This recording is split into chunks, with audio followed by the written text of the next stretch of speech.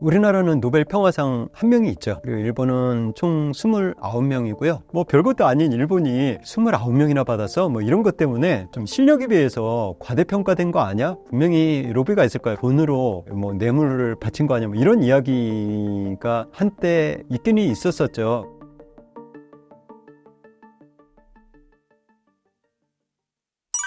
한국과 일본 노벨과학상 수상자 수는 얼마큼 차이 나나요? 우리나라도 한 명은 있죠. 근데 이제 기초과학은 아니고 평화상이 한 명 있고요. 일본은 중간에 일본 국적을 포기한 3명을 포함해서 총 29명이고요. 노벨 문학상이 3명, 그리고 평화상 1명, 그리고 나머지 생리의학상, 물리학, 화학상 이렇게 이제 골고루 다 받았고요. 경제학상은 아직 이제 한 명도 배출을 하지를 못했습니다. 그래서 뭐 어떤 분들은 이걸 축구에 비유해서 1대 29로 우리가 일본에 졌다 뭐 이렇게 표현하는데 그렇게 표현할 필요는 없다고 봐요. 그렇지만 어쨌든 일본은 한국의 입장에서 볼 때는 아시아에서는 최고로 많은 그런 노벨상 수상자를 가지고 있고, 그런 점에서 상당히 이제 고산준봉을 방불케 할 정도로 상당히 이제 좀 수준이 있다라고 볼 수가 있습니다. 우리나라는 2000년도에 김대중 대통령이 이제 한국과 동아시아에서 그 민주주의와 인권을 위해서, 그리고 북한과의 평화, 그리고 화해를 위한 노력으로 이제 노벨 평화상을 받았고요.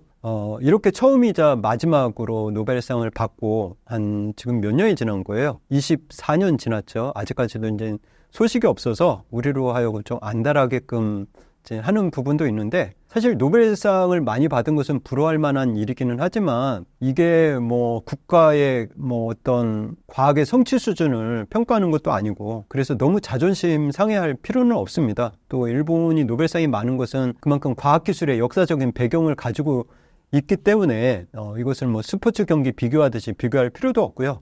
오히려 그런 안달감, 우리가 막 조급함, 이것이 오히려 그 노벨상 컴플렉스를 유발을 해서 지금 기초과학에 뛰어들고 있는 많은 과학자들에게 오히려 더 기를 죽일 수도 있기 때문에 그냥 숫자는 그냥 숫자로 보는 것으로 그냥 끝나도 될 것 같아요. 일본 노벨과학상 수상이 로비 덕분이라는 의혹이 사실인가요? 한국의 입장에서 볼 때는 같은 아시아권이고 뭐 별것도 아닌 일본이 29명이나 받아서 뭐 이런 것 때문에 좀 실력에 비해서 과대평가된 거 아니야? 분명히 로비가 있을 거예요. 왜냐하면 일본은 경제 대국이고 그렇게 하다 보니까 돈으로 이렇게 뭐 뇌물을 바친 거 아니야? 뭐 이런 이야기가 좀 한때 있긴 있었었죠. 그런 이야기가 있지만 그렇게까지 일본을 이렇게 평가절하 할 필요는 없다라고 봐요. 그런데 이제 그런 오해 중에 하나가 왜 그러냐면, 일본이 2000년대 들어와서 제2차 과학기술 기본 계획이라는 거를 세워요.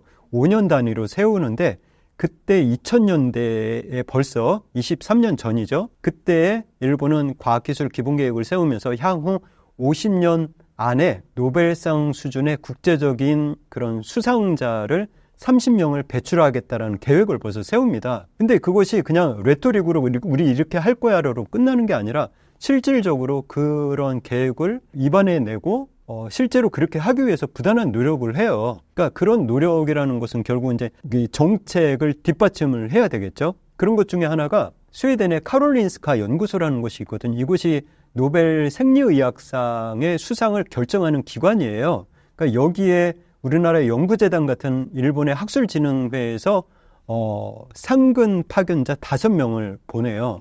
그래서 그 파견자들이 카롤린스카 연구소에 들어가서 일본의 훌륭한 학자들을 초빙을 해서 강연을 하게 한다라든지, 또 세계적인 학자들을 일본에 보내서 강연하게끔 하는 그런 역할을 해요. 당연히 돈이 들죠. 우리나라 한 명도 보내지를 않았는데 일본은 5명씩이나 이제 상주를 하게 하니까 우리나라 입장에서 볼 때는 쟤네 돈을 잘 쓰고 있구나 이렇게 이제 보는데, 아무리 돈을 써도 실력 없으면은 말짱 도루묵입니다. 그래서 그것은 실력이 분명히 이제 뒷받침된다라고 할 수가 있고요.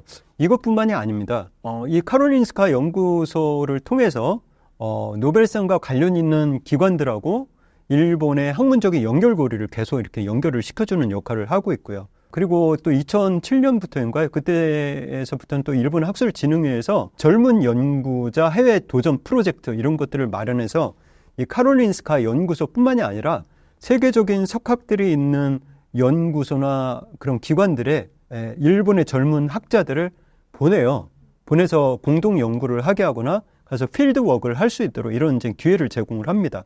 그리고 뭐 일본의 도쿄대학, 오사카 대학, 뭐 또 일본의 그 노벨상의 산실이라고 하는 리켄이라는 곳이 있거든요. 이화학 연구소인데 거기다 일본 의과대학 이런 곳과 MOU를 맺게끔 하는 이런 역할을 해요. 그럼 이제 우리나라도 사실 그렇게 하면은 돼요. 근데 작년 2월에 이 고려대학이 이 카롤린스카 연구소하고 공동 심포지엄을 개최한 적이 있어요. 저는 정말 되게 바람직하다라고 생각을 하는데, 그러니까 제가 하고 싶은 얘기는 뭐냐면, 아무리 실력이 좋아도 저 시골 산속에 있으면 아무도 모르잖아요. 그거 어떻게 해야 되겠어요? 홍보가 중요하죠. 내가 이런 실력을 가지고 있어. 이것에 대해서 아무도 몰라주면 무슨 의미가 있겠습니까? 그런 역할을 일본은 잘하는 것이고, 우리는 지금부터 해야 될 일이고. 근데 제가 좀 약간 한 가지 좀 슬픈 그 뉴스를 봤는데, 충북도 교육감이 이 카롤린스카 연구소를 방문했어요. 방문해서 사진을 찍고 왔거든요. 근데 저는 그게 좀 약간 좀 해석을 달리 하게 되더라고요. 차라리 충북도에 있는 젊은 연구자들 중에서 정말 뛰어난 연구자들을 이 카롤린스카 연구소에 데려가서 어떤 그 좀 동기부여를 해주고 이런 기회를 주는 것이 훨씬 더 의미가 있지. 아니 그 관료들이 가서 사진 찍고 오는 게 무슨 의미가 있겠습니까? 그 돈으로 차라리 좀 바꿔서 했으면 어땠을까. 그런 좀 아쉬움이 있더라고요. 일본이 노벨과학상을 많이 받은 이유는 한국과 어떤 차이 때문인가요? 차이는 되게 많은데 제가 한 서너 가지로 한번 정리를 해볼게요. 그러니까 일본이 노벨상 수상자가 많이 나올 수 있는 그 배경이 분명히 있을 거예요. 일단 우리나라의 R&D, 그러니까 GDP 대비 R&D를 보면은 2022년도 기준으로 OECD 국가 중에서는 이스라엘이 1위이고 우리나라가 2위예요. 그러니까 4.9%가 GDP 대비 R&D를 쓰고 있고요. 일본은 2%가 안 돼요. 그러니까 OECD 평균에도 못 미쳐요. 그러니까는 단순하게 수치상으로 보면 우리나라가 R&D에 많이 투자를 하고 있죠. 또 과학과 관련된 과학기술 분야의 논문 편수를 보면 우리나라가 1년에 한 6만 편이거든요. 일본이 10만 편이에요. 근데 뭐 절대적인 수치는 일본이 많지만 인구는 우리보다 2.5배 많죠. 경제 규모가 한 3배 정도 되죠. 그러면은 상대적으로 볼 때 우리나라의 6만 편이라는 것은 상당히 이제 수치가 높은 편이에요. 그러니까 단순히 산술적으로만 보면 우리나라의 과학기술이 일본보다 앞서 있어야 돼요. 근데 방금 전에 R&D 말씀을 드렸잖아요. R과 and D잖아요. 어느 쪽에 우리가 많이 돈을 쓰고 있느냐라고 한다면 D, 디벨롭먼트에 많이 쓰고 있다는 거예요. R은 리서치, 기초과학이고 D는 응용개발이라고 할 수가 있거든요. 그러니까는 산업계의 응용 분야나 기술 개발에 우리의 R&D가 집중이 되어 있고 일본은 R, 즉 리서치, 기초과학에 집중을 해왔다는 거예요. 물론 우리 한국은 이제 고도 성장을 해야 되는 그런 상황이기 때문에 정부 R&D의 50% 이상을 국가 경제 개발에 도움이 되는 응용 분야에 집중할 수 있는 그런 궤도국형 모델을 이제 선택을 했고요. 당장 먹고 사는 문제를 해결을 해야 하고 또 수출을 우선을 해야 하는 상황이 되기 때문에 응용 기술 개발에 집중해야 되는 것은 저는 이해가 그것은 어떻게 보면 이제 당연하다고 볼 수가 있어요. 그리고 또 최근에는 출원 건수도 많이 있거든요. 근데 그 출원이 역시 이제 반도체라든가 뭐 통신, 의료 뭐 이런 몇몇 특정 산업군의 좀 응용 분야에 집중이 되어 있어요. 한국 전쟁 이후에 한국의 고도 경제 성장을 위해서는 뭐 응용 개발에 몰두해서 여기까지 왔다라는 것은 저는 정말 대단하다라고 봐요. 이를 인정을 해야 돼요. 그러니까 우리나라가 왜 기초개발에 이렇게 많이 노력을 안 한 거야? 그렇게 말할 필요는 없다고 봐요. 근데 이제 지금은 아니죠. 지금은 왜냐면 우리나라가 세계 10위권의 경제 대국이고 OECD 웅크타드에서 우리나라 벌써 선진국으로 인정을 했잖아요. 그러면 어떻게 돼요? 지금서부터는 D보다는 R 쪽에 더 많은 이제 그 투자를 해야 되겠죠. 근데 다행히 우리나라가 2008년서부터 기초연구비가 응용연구비를 추월을 했어요. 아주 바람직해요. 근데 문제는 뭐냐면 이 R에 많이 투자를 했는데 그 세부 항목으로 들어가면 좀 아쉬움이 남아요. 무슨 얘기냐 하면은 순수 기초의 연구비가 30%밖에 안 되고요. 목적 기초 연구비가 60%가 넘는다라는 거예요. 이게 무슨 얘기냐면 과학자들이 순수하게 자기가 하고 싶은 기초 연구를 하는 것은 30%밖에 안 되고 나머지는 정부가 목적을 가지고 계획한 연구 프로젝트에 고용이 되어서 연구를 하게 된다는 거예요. 그래서 한국의 과학자들은 자신이 국가 연구 프로젝트에 고용되어 있는 하청업체 같다라고 이야기를 하는 겁니다. 그래서 제가 이야기하고 싶은 것은 뭐냐면 국가 주도의 기초과학 연구도 필요하지만 과학자들이 본질적으로 하고 싶은 순수 과학 연구의 많은 부분이 좀 집중이 되어야 된다. 이런 이야기입니다. 그래서 휴보의 아버지라고 하는 카이스트 명예교수인 오준호 교수님이 한국경제신문하고 그런 인터뷰를 했어요. 몇 년 전에. 그 휴머노이드 로봇 있잖아요. 그 로봇의 머리, 제어기, 그리고 관절, 근육, 액추에이터라고 하는데 여기의 핵심 부분을 뜯어보면 아쉽게도 일본, 독일제다. 그러니까 휴보를 뜯어보면 핵심 부품에는 다 메이드 인 저펜이 들어가 있다는 거예요. 그러니까 아쉬움이 있는 거죠. 그 정도로 보통 우리가 2019년도에 일본에 수출 규제 당했을 때도 결국 소부장의 문제였잖아요. 소재 부품 장비. 그런 부분에 있어서 우리가 조금 더 기초과학에 투자를 해야 될 필요성이 있다라고 이제 이 오준호 교수는 얘기를 한 거죠.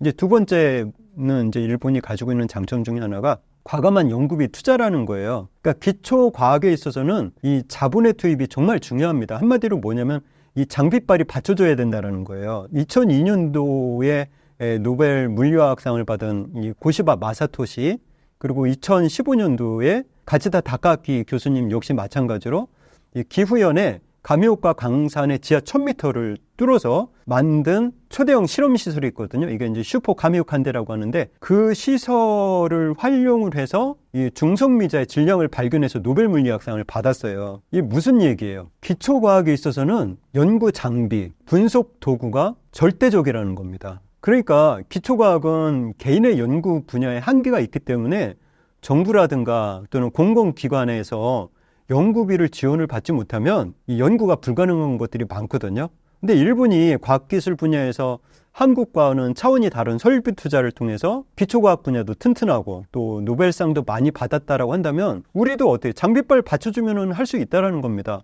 그런데 다행히 2022년 10월 달에 우리나라도 똑같은 거 만들었어요. 잘 모르시죠? 강원도 예미산에 예미랩이라는 거를 만들었어요. 우리도 지하 1000m 뚫어가지고요. 세계에서 6번째 규모의 지하 실험 연구시설인 예미랩을 만들었어요. 그래서 이게 4년 만에 완성된 건데 여기에서 이제 암흑물질을 탐색을 할 수 있고 또 우주의 근원물질을 탐구하는 이제 연구가 가능해졌기 때문에 이제 우리나라도 이게 이제 재작년에 만들어진 거니까 어떻게 되겠어요? 좀 시간이 축적이 되면 우리나라도 이 장비빨이 받쳐주기 때문에 노벨 물리학상이 배출될 가능성이 있다라고 이렇게 좀 희망적으로 볼 수 있겠죠. 또 하나는 일본이 노벨상이 많은 이유 중에 하나는 저는 조급해하지 않는 문화. 이게 되게 그 의미가 있다라고 보는 것이 우리는 사실 빨리빨리 문화가 있잖아요. 뭐든지 뭔가 성과를 빨리 보여줘야 되고 이게 연구 지원에서도 마찬가지 그런 문화가 있다라는 겁니다. 보통 일부 대형 그 연구단을 제외하고는 개인 연구자들을 대상으로 하는 지원 사업이 1년에서 3년이거든요. 그 안에 성과를 내지 못하면 어떻게 되냐면 연구비가 끊겨요. 그러면은 연구 결과가 빨리 안 나오면은 우리가 모두 다 조급해합니다. 아니 왜 지원했는데 연구 성과가 안 나와 이렇게 해야 되거든요. 근데 어떤 연구들은 10년짜리 연구도 있거든요. 우리나라는 그 연구가 불가능하죠. 그래서 많은 과학자들이 이것에 대해서 정부에 요청을 해서 박근혜 정부 때 5년까지 늘렸어요. 근데 일본은 어떤지 아세요? 연구자들의 부정부패가 없다라고 하면 10년, 20년을 갑니다. 그러면 어떻게 됐어요? 연구자들이 거의 오타쿠예요. 그냥 한 곳에 집중해서 누가 뭐라고 하든 말든 내 연구를 집중할 수 있잖아요. 왜냐하면 누군가 조급하게 나에게 성과를 요구를 하지 않기 때문에. 그래서 이런 부분에서 일본이 가지고 있는 그 노벨상을 받은 사람들은 천재성을 가지고 있는 사람들이 아니에요. 우리가 볼 때는 정규 분포에서 벗어난, 그러니까 한 가지에 집중적으로 연구해서 우리 같은 일반 시민이 한 곳에 10년, 20년 연구를 했기 때문에 나온 결과이다. 그래서 우리가 너무 조급하게 이렇게 요구하지 않는 그런 대표적인 것이 황우석 박사 사태잖아요. 사실 황우석 박사도 훌륭한 분인데 어떻게 우리 정부도 빨리 결과를 요구하죠. 국민들도 뭔가 빨리 노벨 생리의학상 받기를 원해. 그러게 되면 조급해지거든요, 연구자들이. 그래서 그런 우를 범하지 않도록 할 필요성이 있다라고 생각을 합니다. 근데 작년에 보세요. 우리나라 그 과학기술정보통신부가 작년에 느닷없이 R&D 연구 카르텔이 형성이 되었다 해서 연구비를 삭감을 했잖아요. 25개 정부 출연 연구기관에 주요 사업비를 25% 삭감을 했거든요. 그 문제가 있는 거죠. 그렇죠? 왜 제가 말씀을 드리냐면 이렇게 되면 그 정부 출연 연구기관들이 운영을 할 수가 없어요.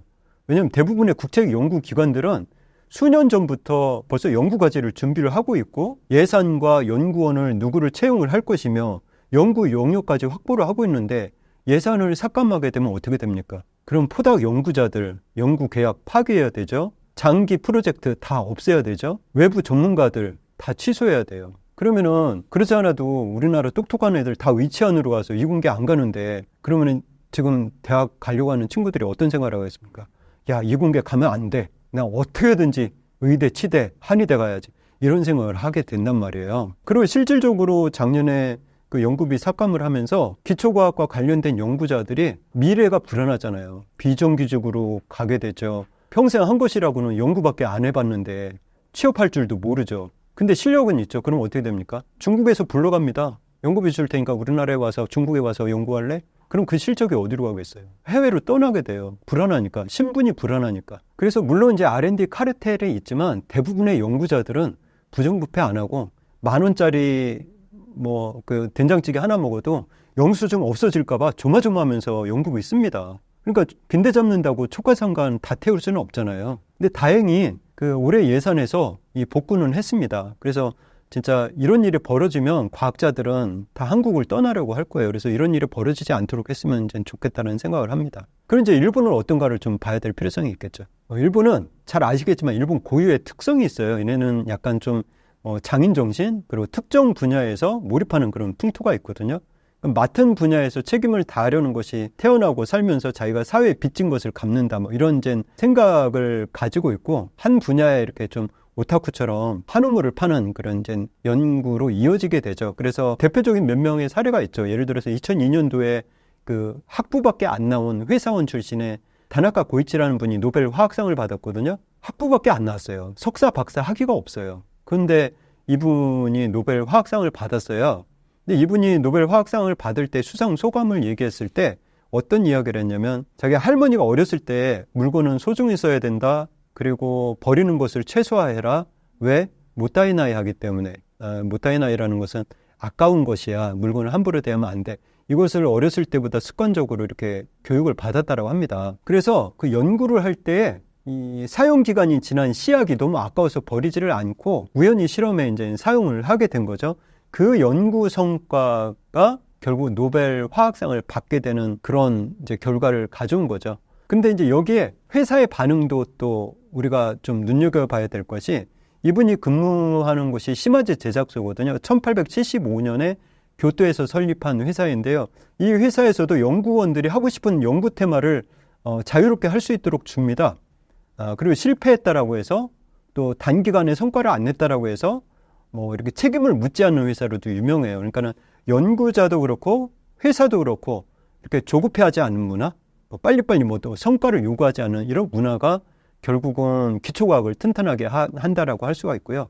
2014년도에 노벨 물리학상을 수상한 나카무라 슈지라는 사람도 마찬가지예요. 우리가 좀 본받을 만한 것이 이분은 대학 교수나 또 대기업 연구소의 임원도 아닙니다. 지방의 중소기업인 일본 니치아 화학공업회사에 다니던 연구원이었는데요. 1990년도에 청색 LED 소자를 개발했어요. 그리고 이걸 상용화까지 했거든요. 그러니까 우리가 지금 현재 LED 조명이라든가 TV, 스마트폰을 볼 수 있는 것이 바로 이분의 연구 덕분이에요.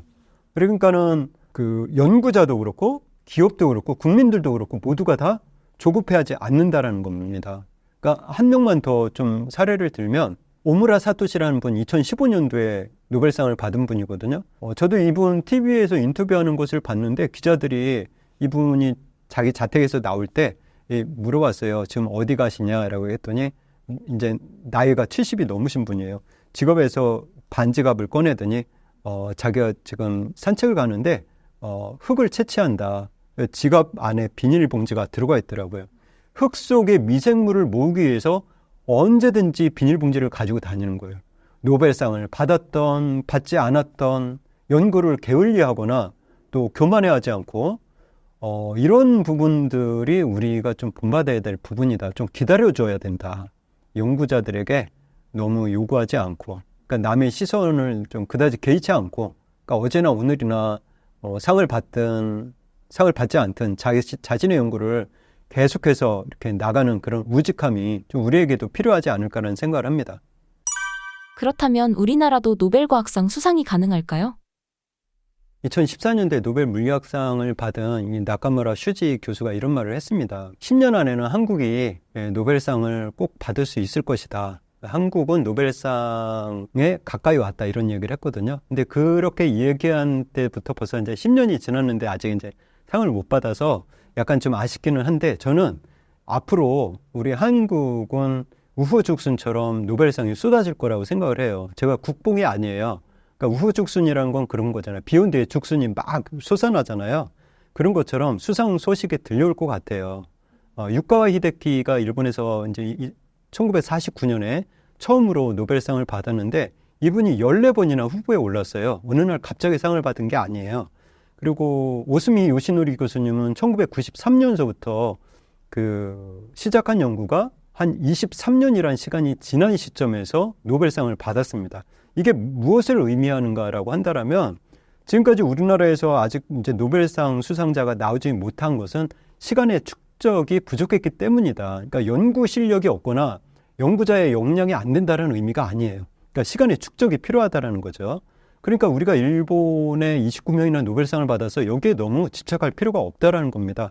그러니까 기초과학 분야에서 이 수상자가 많이 나왔다는 것은 일본의 행운도 있긴 있지만 한 150여 년의 기초과학의 역사가 있었다는 거예요. 그거에 비해서 우리나라는 어떤가요? 일제강점기 1910년서부터 45년, 36년 지배를 받았죠. 1950년 한국전쟁이 일어났죠. 기초과학을 쌓을 시간이 없었어요. 언제서부터 됐느냐라고 한다면 우리나라는 인류 공용의 지식 증진? 이런 거룩한 명분을 쌓을 시간이 없어요. 당장 먹고 사는데 빠듯한데 어떻게 합니까? 그럴 수가 없죠. 그러니까는 아까도 말씀드린 것처럼 우리가 R&D가 GDP 대비 4.9%로 OECD 국가에서 2위라고는 하지만 주로 뒤에 머물렀다라는 것이 욕할 필요가 아니라는 거예요. 당장 먼저 먹고 살아야 될 필요가 있었으니까. 근데 이제 지금은 어떠냐? 지금은 이제 R 쪽에도 많이 투자를 하고 있다. 그런 점에서 우리의 향후의 연구의 역량은 충분히 있다라고 보는 겁니다. 그런 점에서 제가 이제 몇 분을 좀 소개를 할까 하는데요. 지금 제가 말씀드리는 분들은 제가 임의로 선정한 것이 아니라 언론과 또 노벨상 예측 후보로 거론된 적이 있었던 분들로 한국의 대중매체에서 많이 노출된 분들이세요. 제가 몇 분만 좀 소개할까 합니다. 일단 생리의학상에서 서울대 생명과학부의 석좌 교수인 김빈내리 교수님이 계시고요. 이분에 대한 자세한 이야기들은 일본의 노벨과학상이 많은 진짜 이유라는 책을 저술을 했는데 그 책에 자세히 소개되어서 혹시 기회가 되시면 도서관에서 대출해서 한번 읽어보시기 바랍니다. 그리고 한 분은 더 이제 서울대의 방영주 교수님이 계시고요.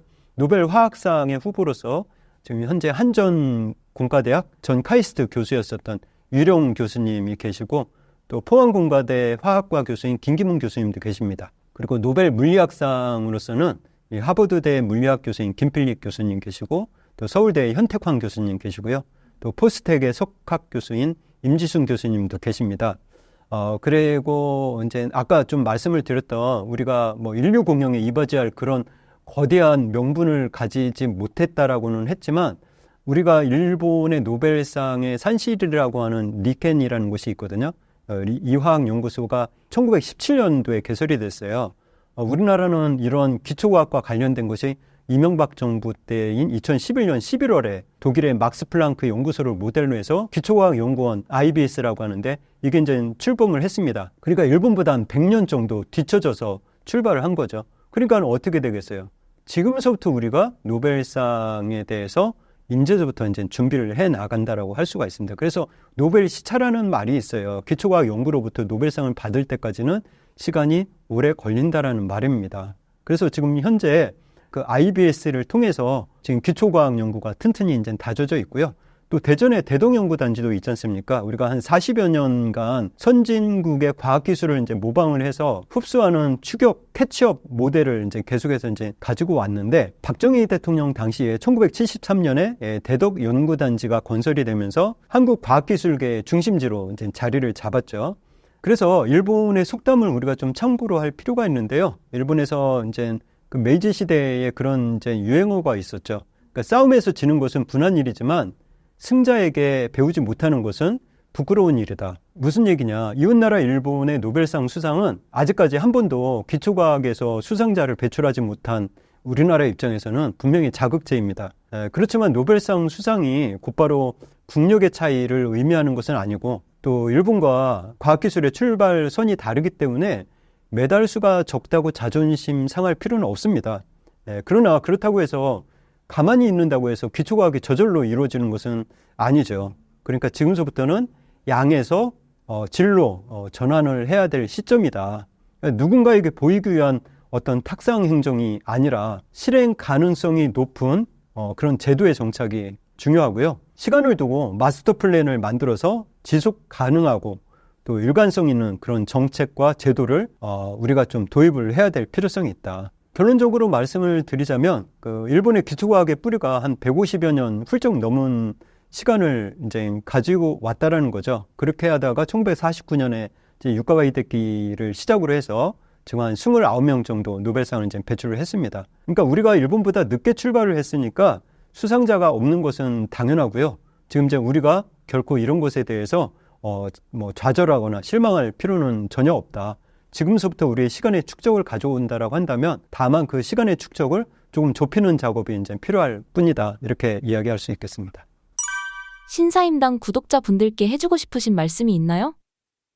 저는 이제 일본 전문가이기 때문에 일본에 대해서 항상 이제 고민을 하고 있고 또 일본과 한국을 비교해 가면서 우리나라가 반면교사로 삼을 것은 무엇인가 또 때로는 우리가 일본을 통해서 배울 점도 있지만 또 일본이 우리나라를 통해서 분명히 배울 점도 있다라고 생각을 합니다. 따라서 저는 사실 이제 기성세대거든요. 지금의 이제 젊은 세대들은 일본을 경쟁의식으로 느끼지 않고 있더라고요. 우리 학생들 봐도 저는 이런 시대가 왔다라는 것이 정말 의미 있다라고 생각을 합니다. 한국과 일본이 어떤 과거에 너무 연연하지 않고 물론 과거의 역사 문제도 중요하긴 하지만 지금서부터 무엇보다도 우리의 국익에 어떤 부분이 우선이 되어야 될 것인가 이런 것들을 생각하면서 일본을 통해서 우리가 프리즘을 잘 비춰질 수 있는 그런 모습으로 한일 관계가 정립이 되었으면 좋겠습니다.